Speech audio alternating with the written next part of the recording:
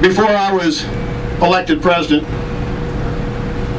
before a man was appointed to the justice, the 11th Justice of the Supreme Court, my nephew Bushrod Washington, and before a single state had ratified this Constitution, I wrote these words to my nephew Bushrod Washington: "The power under the Constitution will always be in the people. It is entrusted for certain defined purposes and for a certain limited period to representatives of their own choosing. And whenever it is executed contrary to their interest or not agreeable to their wishes, their servants can, and undoubtedly will, be recalled."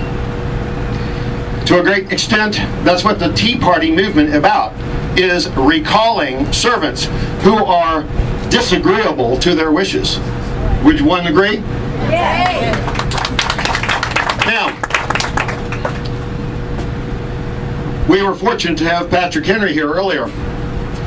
And some of you may not know the sequence of events. I don't know if any of you play poker, but the sequence of events at St. John's Church was, first of all, my cousin, Thomas Nelson, Brigadier General Thomas Nelson, later Governor of Virginia, stood up and said, if the British try and land... Oh, and I should say, first of all, that Thomas Nelson was the leader of a Tea Party in Yorktown, Virginia. Okay, so we have our own Tea Party here in Virginia. Most everybody forgets that. But Thomas Nelson did the leading of the Tea Party in Yorktown, and then at St. John's Church, when we were dithering as to whether or not we should equip the Virginia militia, he stood up and said, if the British should land at Yorktown, I will raise a company of men and drive them back into the sea. And the delegates sat there like bumps in a log and did nothing.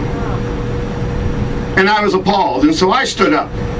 And here I was, the retired colonel of the Fairfax militia in a uniform, and I said, as in Numbers 33, it says, raise up 1,000 men from every tribe and send them off to war. I said, I will raise an army of 1,000 men, subsist them at my own expense, and march at their head to the relief of Boston.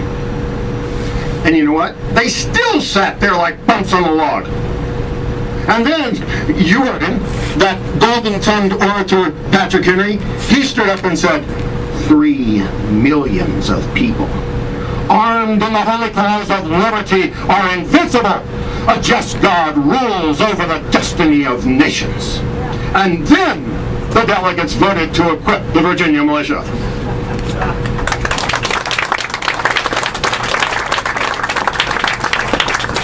One man who was there was Thomas Jefferson, and I have this funny-looking green piece of paper with his picture on the front and the Declaration of Independence signing on the back.